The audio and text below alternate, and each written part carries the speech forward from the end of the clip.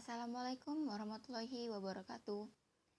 Perkenalkan, nama saya Mia Nur Tantri dari kelas 20B. Di sini saya akan menjelaskan teori belajar sosial menurut Albert Bandura.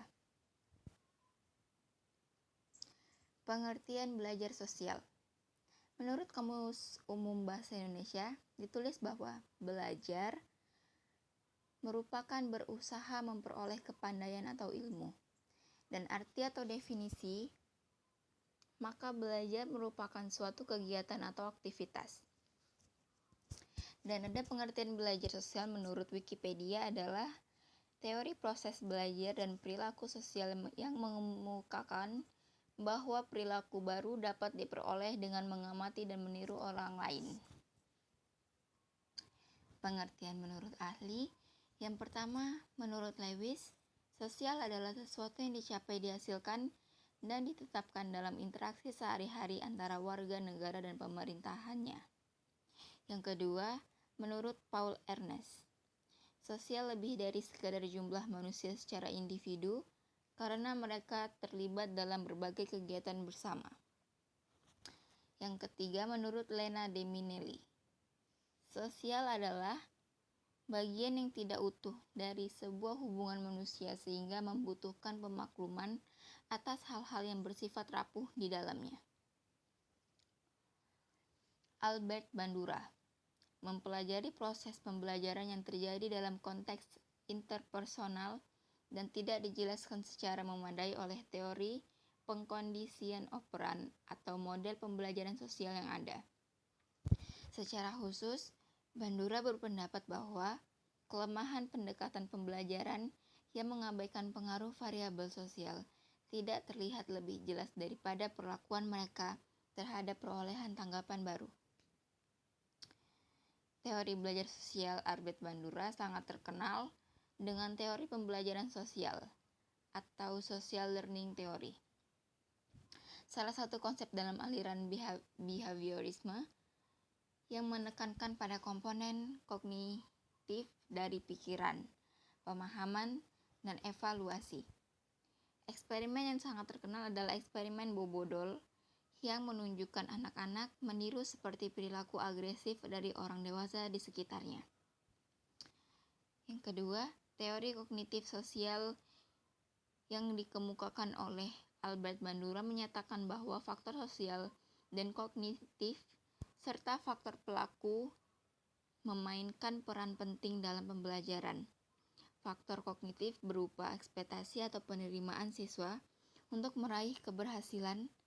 Faktor sosial mencakup pengamatan siswa terhadap perilaku orang tuanya. Albert Bandura merupakan salah satu perancang teori kognitif sosial.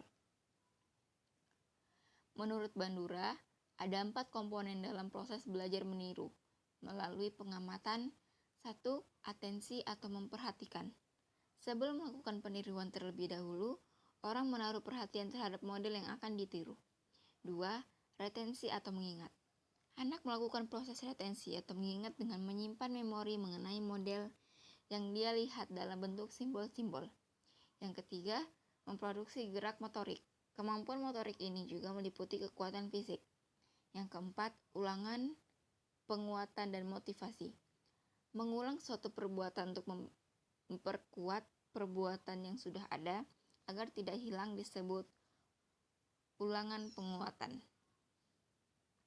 Eksperimen Albert Bandura, kelompok A disuruh memperhatikan sekumpulan orang dewasa memukul, menumbuk, menendang, dan menjerit ke arah patung besar Bobo.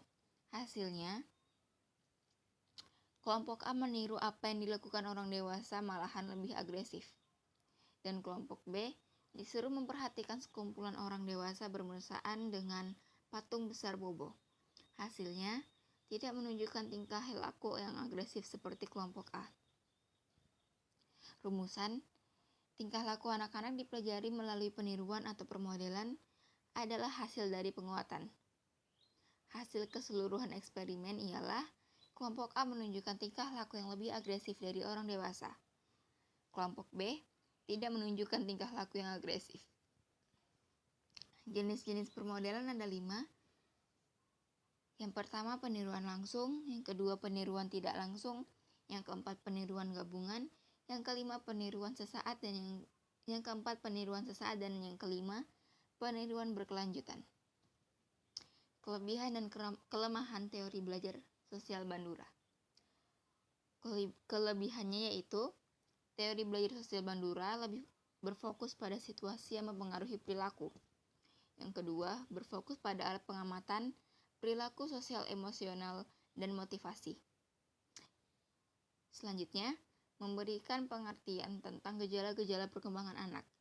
Dan yang terakhir, memberikan pengertian mengenai peranan interaksi antara lingkungan dengan anak. Dan kekurangannya yaitu perhatian tentang perkembangan kognitif tidak cukup, dan teori pembelajaran sosial Bandura sangat sesuai jika diklasifikasikan dalam teori behavioristik. Sekian penjelasan dari saya.